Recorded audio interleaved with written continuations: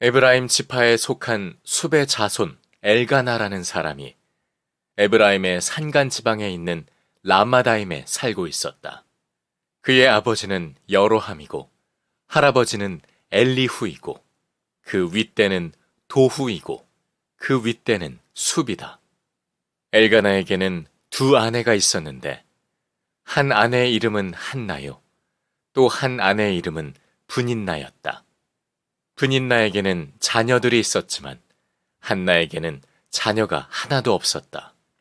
엘가나는 매년 한 번씩 자기가 사는 성읍에서 실로로 올라가서 만군의 주님께 경배하며 제사를 드렸다.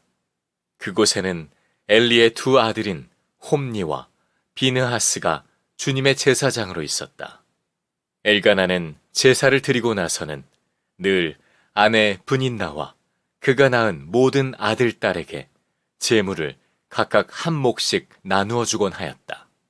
그러나 한나에게는 두 몫을 주었다. 비록 주님께서 한나의 태를 닫아 놓으셨지만 엘가나는 한나를 사랑하였다. 주님께서 한나의 태를 닫아 놓으셨으므로 그의 적수인 브닌나는 한나를 괴롭히고 업신여겼다. 이런 일이 매년 거듭되었다. 한나가 주님의 집으로 올라갈 때마다 브닌나가 한나의 마음을 늘 그렇게 괴롭혔으므로 한나는 울기만 하고 아무것도 먹지 않았다. 그럴 때마다 남편 엘가나가 한나를 위로하였다. 여보, 왜 울기만 하오? 왜 먹지 않으려 하오? 왜 늘 그렇게 슬퍼만 하는 거요? 당신이 10 아들을 두었다고 해도 내가 당신에게 하는 만큼 하겠소? 한 번은 엘가나 일행이 실로에 있는 주님의 집에서 음식을 먹고 마신 뒤에 한나가 일어나서 자리를 떴다. 그때에 제사장 엘리는 주님의 성전 문설주 곁에 있는 의자에 앉아 있었다. 한나는 괴로운 마음으로 주님께 나아가 흐느껴 울면서 기도하였다. 한나는 서원하며 아뢰었다.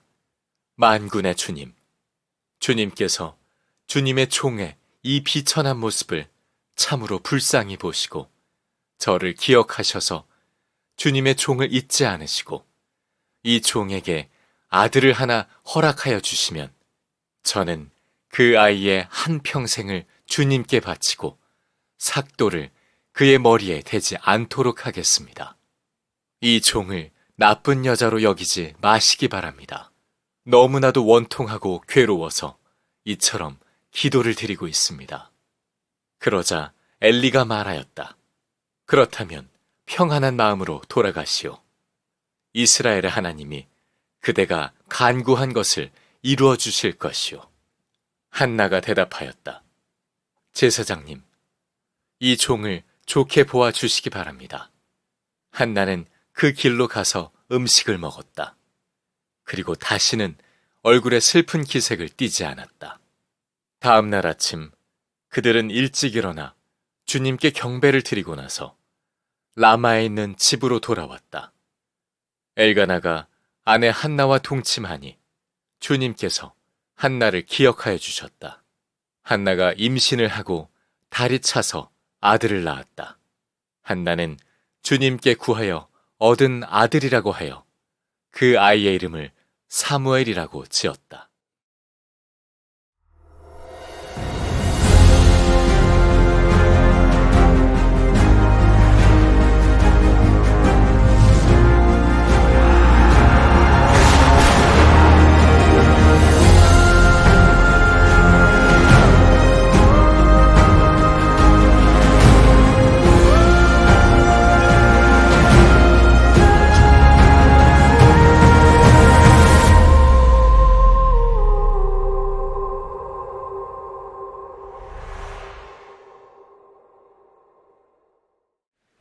우리 지난 3일간 금식성회를 잘 들었습니다. 하나님이 주신 은혜에 감사를 드리고, 여러분 성령의 불을 끄시면 안 됩니다. 장작과 기름을 항상 공급하셔야 됩니다.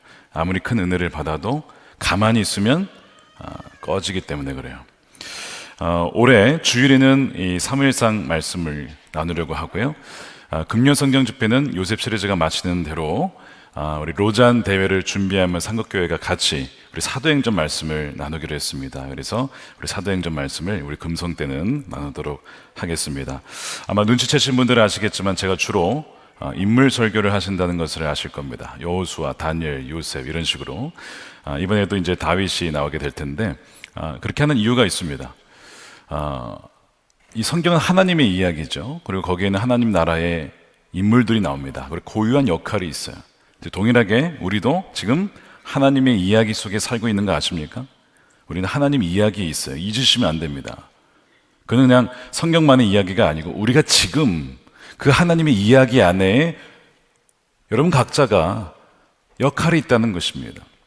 그리고 이 성경의 인물들의 이야기와 우리의 이야기는 맞닿아 있고 비슷한 점이 굉장히 많아요. 그래서 우리가 이 이야기를 읽고 하나님 말씀을 들을 때마다 거기에서 그 하나님의 이야기를 통해서 우리의 이야기를 해석하고 보는 훈련을 하는 것입니다. 그래서 이번 사무엘상 시리즈를 통해서 하나님의 뜻이 무엇이며 하나님의 마음에 맞는 사람이란 어떠한 삶인지를 그것을 우리가 모두가 깨닫게 되는 시간이 되기를 원합니다. 이 사무엘상이 시작되는 배경은 사사기입니다. 우리가 사사기를 다루지는 않았지만 출애굽 이후에 광야 40년을 지나고 여호수아가 이 가나안 정복 전쟁을 승리로 이끌고 그 다음에 그가 죽습니다. 그 이후에 영적 암흑기가 찾아오게 되죠. 바로 도덕적, 정치적, 영적 무정부 상태라고 부를 수 있는 자기의 소견에 오른 대로 살았던 시대, 그 시기가 이어지는데 정말 이 신앙이 없는 건 아니었지만 신앙이란 이름으로 욕망의 시대, 신앙의 이름으로 욕망을 포장하고 또한 탐욕을 쫓아 살았던, 또한 하나님을 잊었던 시대라고 부를 수가 있습니다. 근데 그 시대에 참 위대한 믿음의 여인이 있었어요. 그 중에 한 명이 룻이고 또 한 명이 한나입니다. 동시대 사람이에요. 동시대 사람. 룻기 이후에 사무엘상이 이어지잖아요. 그러니까 룻은 그리고 한나는 공통점이 가정에 어려움이 있었다는 공통점과 그 사사기의 암흑기를 지났다는 공통점과 더불어서 그 위기를 믿음으로 기도로 돌파했다는 또 공통점이 있습니다. 또 하나는 룻기의 마지막은 다윗을 낳았다로 끝납니다. 다윗을 낳은 그 선조가 되는 것이죠, 룻이. 그러면서 동시에 한나는 사무엘을 낳은 어머니가 됩니다. 그리고 다윗과 사무엘은 함께 이 사사기의 암흑기를 종결시키고 정말 이스라엘의 가장 영광스러운 시대를, 새 시대를 엽니다.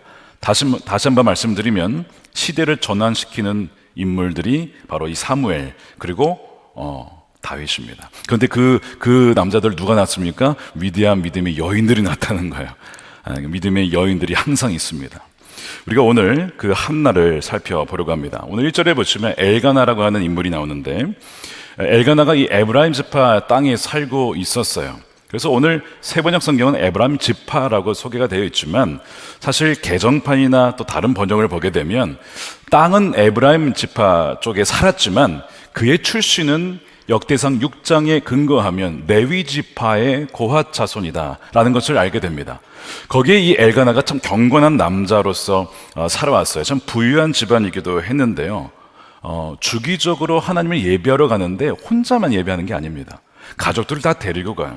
자녀들의 신앙교육에 굉장히 관심이 많았던 아버지가 엘가나입니다. 한편으로 본문에 이제 앞으로 나오겠지만 엘리 제사장은 자녀들의 신앙 양육을 신경 쓰지 못했습니다.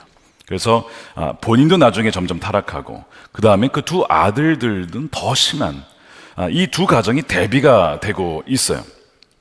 이 엘가나에게 두 아내가 있었습니다. 한나와 분인나예요. 한나라는 이름의 뜻은 은혜를 입은 여인, 짧게 얘기하면 그냥 은혜입니다.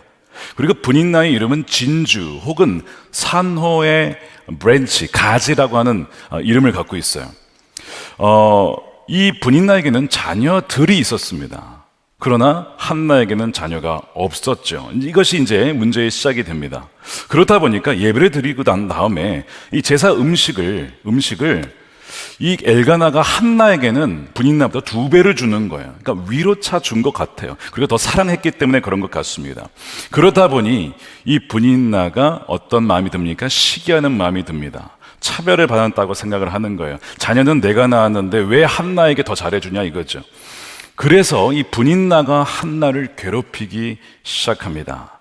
그리고 6절 보십시오. 그의 적수인 분인나는 한나를 괴롭히고 업신여겼다. 이런 일이 매년 거듭되었다. 한나가 주님의 집으로 올라갈 때마다 분인나가 한나의 마음을 늘 그렇게 괴롭혔으므로 한나의 반응이 어떻습니까? 울기만 하고 아무것도 먹지 않았다는 겁니다. 이 괴롭혔다는 것, 또 성가시게 했다는 것, 이 업신여겼다는 것은 이 한나의 닫혀있는 태를 조롱한 것입니다. 비어있는 태를 조롱한 거예요. 그러니까 참 나쁜 여인이죠.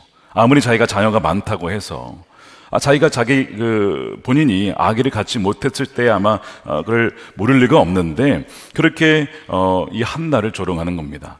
왜 분인나가 그렇게 한나를 조롱한 것일까? 사회적 배경이 있습니다. 우리 조선시대도 그랬지만 고대 사회에서 더더욱 불임인 아내는 수치스러운 존재로 여겨지곤 했습니다. 그때는 자녀가 단지 신이 주신 선물이다 라고 여길 뿐만 아니라 또 한 가지는 경제적인 상징이었습니다. 자녀들이 많아야 밭에 일할 노동력이 많았고 그 얘기는 경제적인 부로 이어졌기 때문에 자녀가 많다는 것은 다산이라고 하는 것은 엄청난 특권이고 부로 여겨졌던 것이죠. 또한 노년의 부모를 봉양할 수 있는 자들이 자녀였기 때문에 미래가 보장이 되는 것이고 또한 부모의 가업이 자녀들에게 이어져서 계속 대를 이을 수 있다는 점에서 미래를 대비할 수 있다는 보장했다는 장점이 있습니다. 국가적으로 보면 군사력입니다. 그러니까 이 고대 사회에는 자녀를 못 낳는다라고 하면 그 여인은요, 죄송하지만 사회에서 완전히 인정받지 못했던 조롱받았던 대상이 되는 거예요.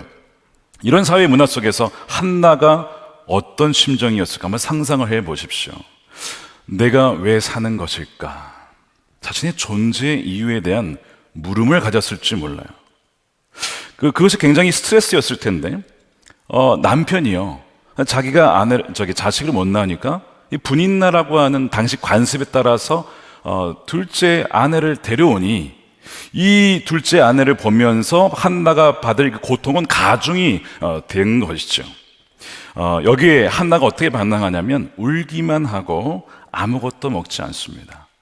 여러분, 우울증 증상 중에 하나가 일에 관심이 없다는 것과 잠이 잘 오지 않는 불면증과 그 다음에 바로 식욕이 감퇴되는 먹지 않음에 있어요. 그러니까 한나가 굉장한 극심한 오랜 기간 동안 정서적인 불안정과 함께 우울증을 겪었다는 단서이죠. 이 한나는 이 태문이 열리지 않은 것이 자기 때문임을 알고 있었어요. 왜 그렇죠? 남편과 분인나 사이는 자녀가 있었으니까 남편에게 문제가 있는 게 아니고 나에게 문제가 있구나는 것을 알았기 때문에 더 마음이 아픈 것입니다. 그러니까 분인나의 괴롭힘과 더불어서 자기의 자책감, 내가 생명을 잉태하지 못한다는 자책감이 더해지면서 분인나는 늘 울기만 하고, 오늘 프로모 영상 때 한나가 이만한 눈물을 흘리잖아요. 그러니까 한 방울에 다 표현을 한 겁니다. 한 방울에 눈물을 흘리며 아파하며 괴로워하는 한나의 모습을 보게 돼요. 오늘날에도 이 한나의 이야기가 있습니다. 제가 종종 한 달에도 여러분이 찾아오세요. 잉태하지 못해서 자녀가 없어서 기도해 주십시오. 이 두 부부가 오면 기도를 해드립니다. 눈물 없이 기도받는 분이 아무도 없습니다. 다 눈물이 그렁그렁해요. 저도 간접적으로 그분들을 보면서 마음이 참 무겁습니다. 그러나 기도하면서 하나님이 가장 최선의 것을 주시라 하는 것을 축복하고 보내드리곤 합니다. 한국보건사회연구원의 보고서에 의하면 이 불임치료 여성의 95%, 거의 대부분이죠, 정서적인 고통과 우울증을 경험하고 있다고 해요. 그래서 80%는 실질적으로 치료를 받고 있다고 합니다. 이 난임 부부가 부부 갈등이 있고요, 또한 시부모와의 갈등, 관계도 악화되는 경향이 있다고 합니다. 게다가 이 난임 부부는 평균적으로 이 임신과 출산을 위해서 4년에서 8년 그 이상을 써야 되고요, 또한 인공 이 시술, 이 시험관 시술 때문에 수백만 원에서 수천만 원까지 이 부담을 해야 되기 때문에 가정 경제에도 사실은 심각한 영향을 미치고 있는 거예요. 그러니까 이 한나의 고통이요, 이 성경만의 이야기가 아니고 오늘날의 많은 분들의, 여성들의 고통인 것이죠. 한나의 눈물은 곧 지금 우리 많은 여성들의 눈물인 것입니다. 이 한나의 고통과 분인나로부터의 업신여김, 불임 때문인데 분인나가 그녀를 조롱한 것은 이런 거죠. 그러니까 아니 당시에 여자라면 자녀를 낳아야지, 나는 이렇게 많이 낳는데 너는 왜 그렇게 기대에 못 미치냐 라고 하는 어떤 압박이 있었던 거예요. 당시 여성으로서 이상적인 모습을 너가 지금 못하고 있지 않느냐, 그러면서 계속 조롱하는 이 문화적인 이상과 기대치에 대한 어떤 그 문화가 있어요. 근데 이것이 그때만이 아니고 지금도 마찬가지입니다. 단지 자녀만이 아니고요, 현대 문화의 각양각색의 분야에서 우리 각 사람들에게 영향을 주고 압박을 주는 어떤 문화적인 기대치가 있습니다. 그래서 그 기대치에 못 미치면 어떻게 하죠? 딱지를 붙여요. 루저다, 이렇게 딱지를 붙입니다. 그래서 오늘 본문에서 이 한나를 괴롭히는 오늘날의 분인나가 있어요. 오늘날의 분인나는 현대 사회의 어떠한 기준과 기대치에 미치지 못하는 자들을 조롱하는 목소리입니다. 예를 들면 이런 거예요. 너 학교 어디 나왔니? 학교 안 나왔는데요. 대학 안 나왔어?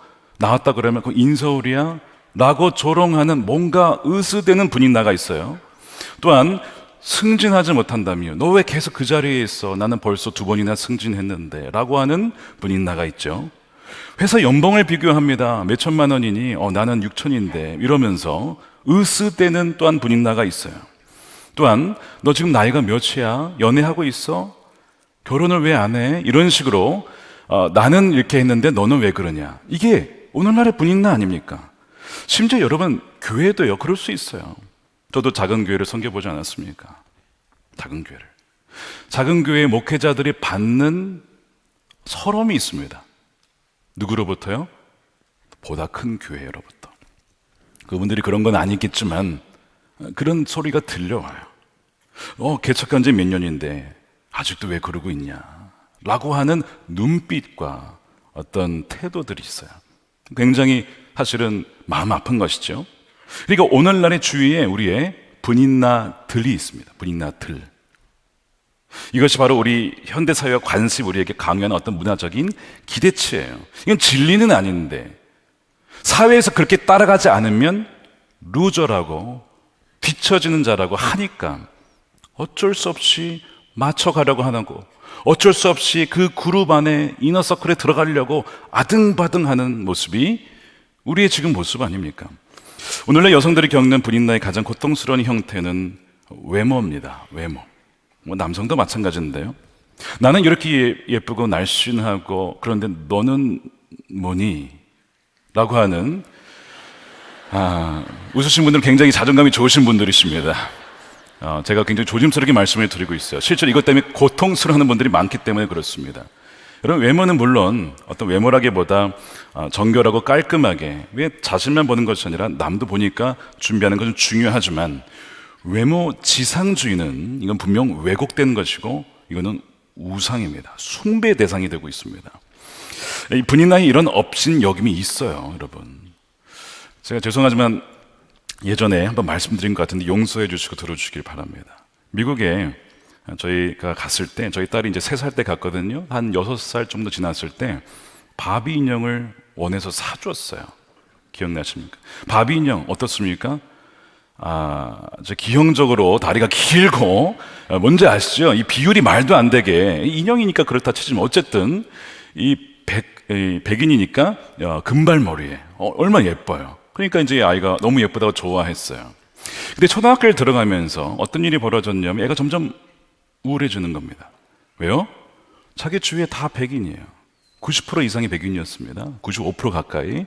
다 금발이, 거의 대부분 금발이, 아니면 브라운이든지 갈색이든지 어쨌든 자기 혼자 거의 자기랑 인도 사람 몇 명만 검정머리예요.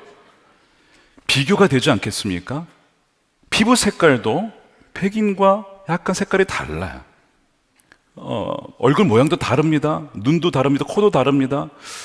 그리고 바비 인형 보니까 또 달라요. 어떤 마음이 드는 거예요? 어느 날 엄마한테 와서 엄마 나 어글리한 것 같아, 못생긴 것 같아, 추한 것 같아 이러는 거예요. 제가 그 얘기를 전해 듣고 무슨 일이냐고 알아보니까 애가 이러한 프레셔를 받았던 것입니다. 학교에서 친구들로부터 또한 바비로부터 제가 바벨을 그날 이후로 완전히 정리해버렸습니다. 다시는 바벨은 볼 수 없었더라. 홍해 이후에 애굽의 군대를 볼 수 없었던 것처럼 다시는 바벨을 볼 수 없었더라. 집도 있었는데 다 없어버렸어요.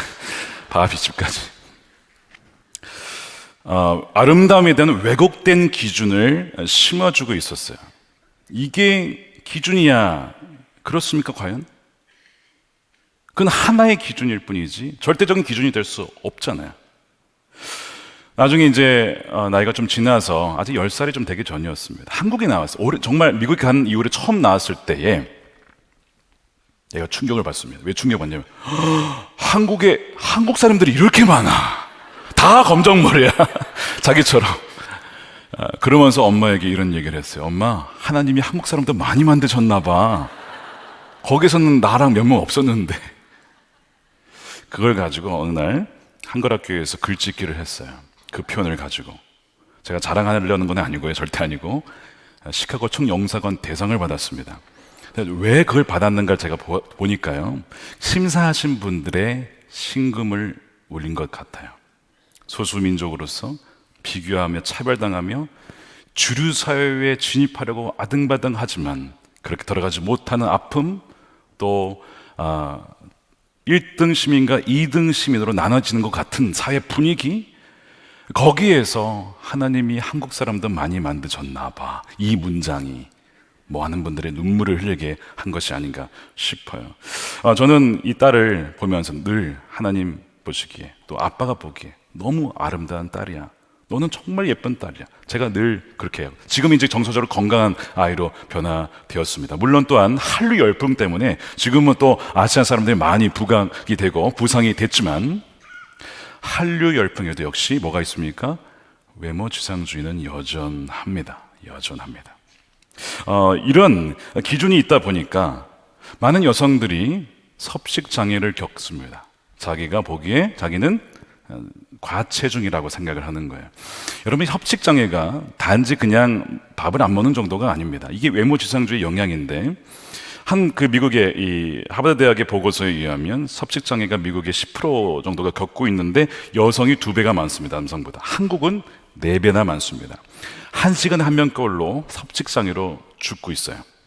청소년의 경우에는 어른들보다 1.5배에서 2배 정도 더 많이 겪습니다. 청소년들이 훨씬 더 민감하고 섭식 장애를 겪어요. 그리고 마약에 의해서 정신질환 2번째로 높은 사망률을 갖고 있습니다. 심각한 것이죠. 그러니까 이 지금 통계가 보여주는 것은 분인 나이 이 조롱과 업신 여김, 이 문화적인 다양한 형태를 통해서 우리에게 다가오는 것은 생명을 앗아갈 정도로 고통스러운 일이라는 것. 이것이 지금 한나가 받은 고통입니다.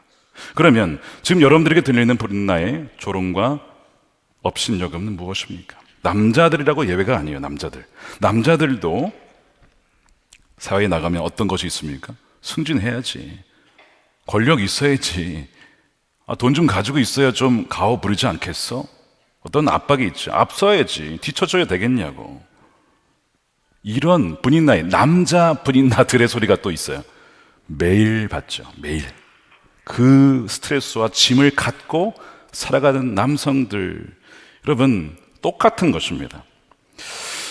그러나 오늘 한나가 당하는 고통을 더욱 이해할 수 없는 이유 중에 또 하나가 있다면 한나의 태를 닫은 것이 하나님이라는 데 있습니다. 하나님. 오늘 5절에 비록 주님께서 한나의 태를 닫아 놓으셨지만 주님께서 닫으셨대요. 6절에 주님께서 한나의 태를 닫아 놓으셨대요. 한나의 고통이 더해진 이유는 하나님께서 저 악한, 자기가 보기에 자기보다 덜 성숙한, 조롱하니까, 업신여기니까 덜 성숙한 분인나에겐 저렇게 자녀들을 많이 주시면서 어떻게 저에게는 단 한 명 주지 않습니까?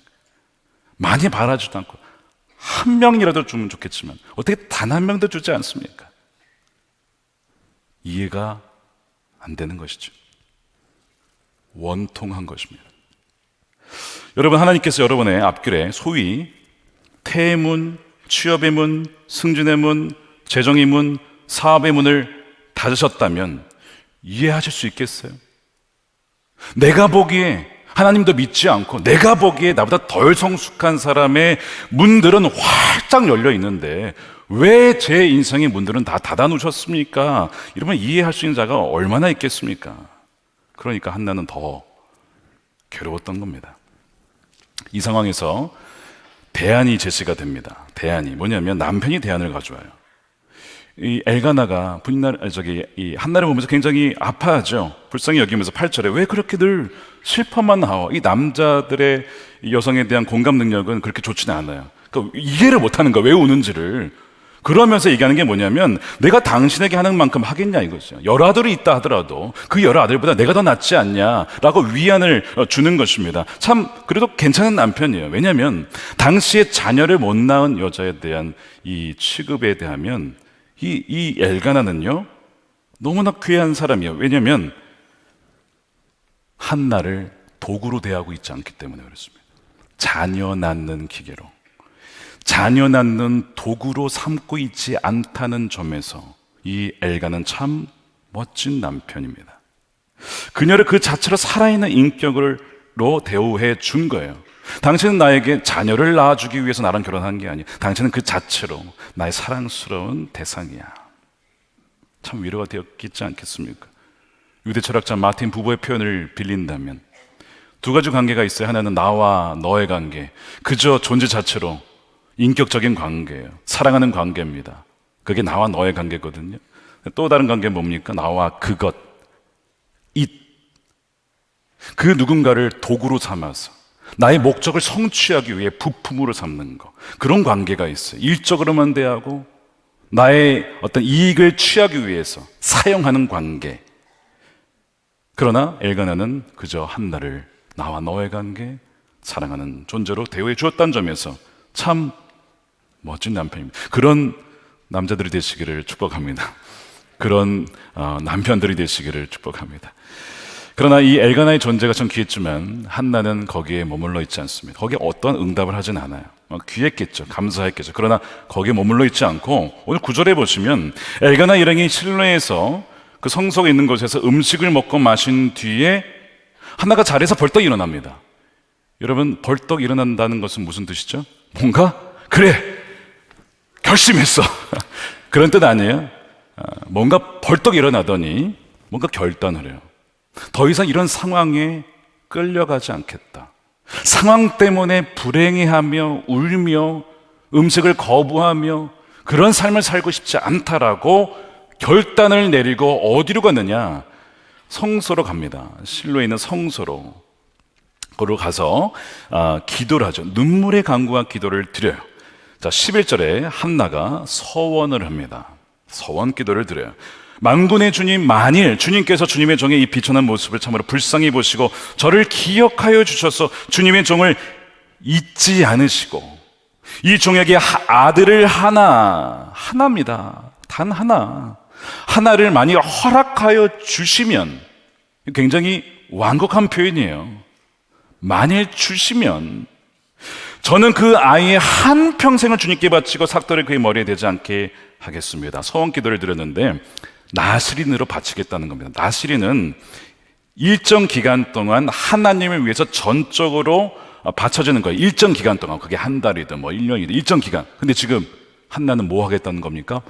라이프타임, 평생을 바쳐진 자로 하나님께 드리겠다는 그런 서원 기도를 하고 있어요. 이게 나시린 기도죠. 그 기도를 드린 다음에 이 엘리 제사장으로부터 평안히 가라, 하나님이 내가 기도하여 구한 것을 허락하기 원한다라는 말을 듣습니다. 그리고 그 말을 들은 다음에 음식을 먹기 시작하고 그 다음에 다시는 근심하지 않습니다. 18절에 제사장님, 이 종을 좋게 여겨주시기를 바랍니다. 하나님의 호의로 봐주시길 바랍니다. 하나는 그 길로 가서 음식을 먹고 다시는 얼굴에 슬픈 기색을 띠지 않습니다. 오늘로 모든 슬픔은 끝이에요. 자, 어떻게 그럴 수 있었을까요? 임신했습니까? 지금? 아니거든요. 자녀 난 것도 아니거든요. 주실지도 몰라. 여러분, 주실지도 몰라 가지고 확신을 가질 수 있으세요? 아니요. 계속 염려됩니다. 하나님, 내가 바치기로 했으니까 주실 거야. 거래적인 관계는 확실하게 오지 않는 이상 계속 불안하기 마련이에요. 근데 지금 슬픈 기색이 없다는 거예요. 그것은 물론 이 한나가 믿음의 여인이기 때문에 믿은 건 맞아요. 하나님이 주시겠다라는 믿음, 게다가 엘리 제사장으로부터 응답을 받았으니까 하나님이 주시겠다라는 그 믿음 때문에 더 이상 슬퍼하지 않는 것이 물론 맞습니다. 그러나 한나는 지금 아들을 주실 것이라는 단지 그 이유만으로 슬픔이 사라진 것은 아닙니다. 왜냐하면 한나는 아들을 가져도 가질 수 없기 때문에 그렇습니다. 지금 나시린으로 바치겠다고 했잖아요. 바치겠다는 것은, 여러분, 나시린은 하나님께 완전 드려진 거예요. 드려졌다는 얘기는 사실상 죽은 거거든요. 첫 것은 내 것이야. 원래 첫 것은 다 죽어야 되는데 죽었다 치고 나에게 드리는 거야. 그러니까 이 아들은 내가 가질 수 없는 겁니다. 만약 한나가 내가 아들을 가질 수 있으니까 이제는 슬퍼하지 않고 기뻐했다면 분인나와 차이점이 뭐가 있어요? 똑같은 것이죠. 이 시대가 요구하는 어떤 성취, 어떤 그 기대치에 나도 이제 나도 그렇게 될 수 있어라는 그 기쁨이 온 게 아니라고요. 지금 한나는 그게 아니고 오히려 그 반대입니다. 한나는 지금 사회적인 어떤 기대치와 어떤 그 요구사항에 대해서 더 이상 나는 그것 때문에 좌지우지 되는 것이 아니라 내 행복이 거기서 오는 것이 아닙니다. 그 모든 것에 죽은 거예요. 이것을 가져야만 사회에서 인정받고 그 존경을 받는다는 사사기 시대의 어떤 문화적인 배경이 있잖아요. 그 사회의 압박에 대해서 저는 이제 죽었습니다. 외모지상주의, 학벌주의, 성취주의, 물질만능주의, 오늘날의 이 분인나들의 요구에 죽은 것입니다. 비교에 죽은 것입니다. 그래서 그녀의 기도는 이것이었어요. 지금까지는 항상 나를 위한 자녀를 원했고 내가 원하는 것을 얻지 못하면 항상 슬펐습니다. 그러나 오늘부터는 그렇지 않습니다.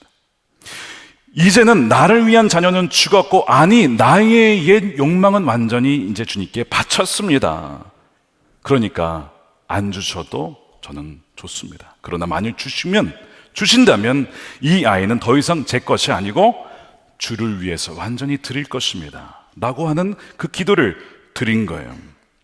오늘날 우리가 드려야 될 기도가 무엇일까? 바로 이거 아닙니까? 하나님 이거 주세요, 저거 주세요가 아니고 오히려 그것을 주님께 그냥 바치는 겁니다. 드리는 것입니다. 거기에 대해 죽는 거예요. 지금 사실 하나님이 태문을 닫으셨다는 것은 테스트입니다. 하나님 보시는 거예요.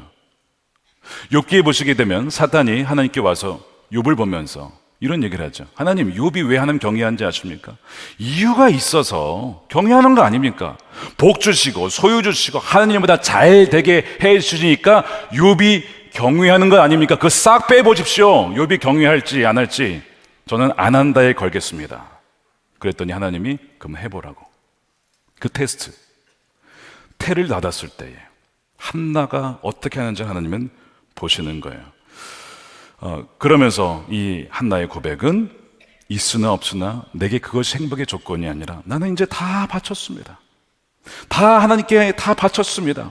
그러므로 그 전심의 기도를 하나님께서 들으신 것이죠. 기억하셨어요.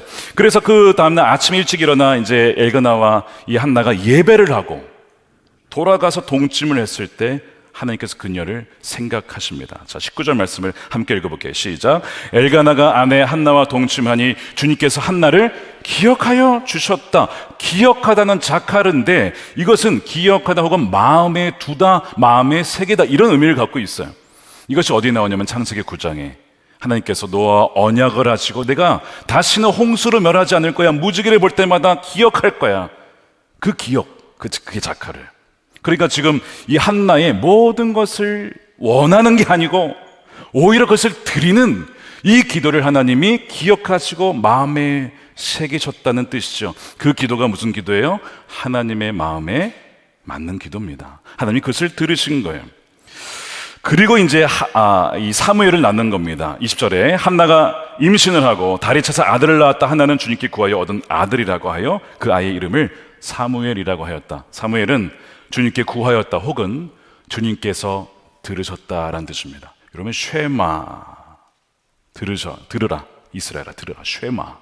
그러니까 사무엘은 쉐마 하나님께서 들으셨다는 뜻이거든요. 저는 이 말씀을 묵상하면서 하나님 왜 한나를 택하셨습니까? 질문을 했더니 하나님이 답변을 주셨어요.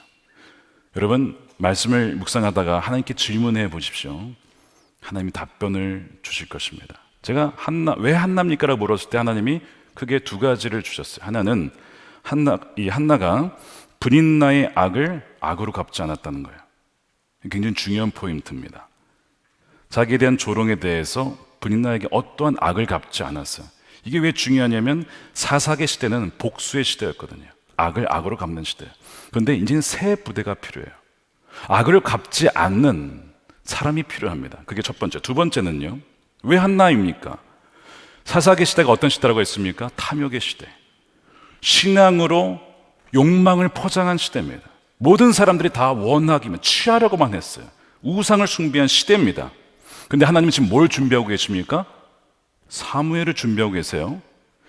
이 사무엘은 시대를 전환시키는 인물이에요. 근데 이 사무엘을 잉태할 정결한 태가 필요했습니다. 성경적으로 표현하면 금그릇도 아니고 하나님이 쓰시는 것은 은그릇도 아닙니다. 어떤 그릇이에요? 깨끗한 그릇을 쓰십니다. 깨끗한, 정결한 그릇이에요. 하나님이 새 포도주를 어디에 담으세요? 새 부대에 담으십니다. 지금 하나님 찾고 계신 거는 뭡니까? 정결하고 깨끗한 그릇, 새 부대, 순결한 태를 찾고 계신 것이죠. 만일 하나님이 그냥 태를 일찍 열어두었더라면 한나가 낳은 아들은 그저 사사기 암흑기의 한 아들로 끝났을 거예요. 그러나 이 고난의 시기를 통해서 하나님은 한나의 영혼을 정결케 하셔서 사무엘을 잉태케 하시고 새로운 이스라엘의 역사를 잉태케 하는 그 여인으로 준비시키시고 그녀에게 사무엘을 보내시는 것입니다. 왜 한나입니까에 대한 하나님의 대답이었어요. 사랑하는 여러분, 오늘 본문은요, 말씀의 핵심은 내가 원하는 것을 간절히 기도하면 얻는다가 아닙니다. 핵심은 받고 얻는 것이 아니고 욕망과 야망에 죽는 것이고 온전히 주님께 기한 것을 드리고 바치는 것이고 정결한 태를 준비하는 것입니다. 그걸 말하고 있어요. 하나님은 늘 그런 식으로 역사하셨어요. 사라의 태를 다셨다가 새로운 시작하실 때 이삭을 주시기 전에 준비하셨고, 그렇죠? 엘리사벳 세례 요한을 준비시키기 위해서 엘리사벳 가정을 준비하셨고, 마리아를 준비하셔서 예수 그리스도를 오게 하신, 항상 그런 식이었습니다. 제가 이 말씀을 준비하면서 왜 2024년 첫 주일 예배를 이 본문으로 우리에게 주셨을까? 하나님이 우리 교회에, 여러분 각 사람에게, 가정에게 새 시대를 일으킬 사무엘과 같은 어떤 일을 준비하고 계신데, 뭘 준비하라는 겁니까? 정결한 태, 깨끗한 그릇, 새 부대를 준비하라는 것입니다. 우리가 포도주를 준비할 수 없어요. 그건 하나님이 하시는 거예요. 우리가 할 일은 뭐예요? 새 부대, 정결한 태. 이 세상에 똑같이 그 기준에 맞춰서 아등바등 올라갈 사람이 필요한 게 아니고 시대를 역행하여서 모두가 욕망을 원하고 모두가 다 강구하고 얻고자 할 때에 오히려 바치고 드리고 인생을 드리는 그 여인을 찾으셨다고요. 마찬가지로 하나님이 지금 올해 사무엘 어떤 역사를, 새 역사를 이루실 텐데 한나와 같은 여인들을 찾고 계시구나. 한나와 같이 하나님 마음에 합한 맞는 그 기도를 실제로 마음 중심으로 드리고 자기의 인생을 드린 자를 찾고 계시는구나 하는 것을 깨닫게 되었어요. 그러면서 주님, 저도 그런 그릇이 되게 해 주십시오. 하나님의 새로운 역사와 생명을 잉태하는 정결한 태가 되게 해 주십시오. 그렇게 기도하게 되었고 그렇게 여러분들을 위해서 기도하게 되었습니다. 사랑하는 여러분, 오늘 새해 첫 주 예배 이 말씀을 여러분의 가슴에 새기십시오. 하나님의 마음에 맞는 기도를 시작하여서 이 시대의 욕망에 맞춰가는 자가 아니라 오히려 거슬러서 하나님의 역사를 잉태하고 품어내고 열매를 주님께 올려드리는, 다 드리는 저 여러분들의 복된 2024년이 되시기를 주님의 이름으로 축원드립니다.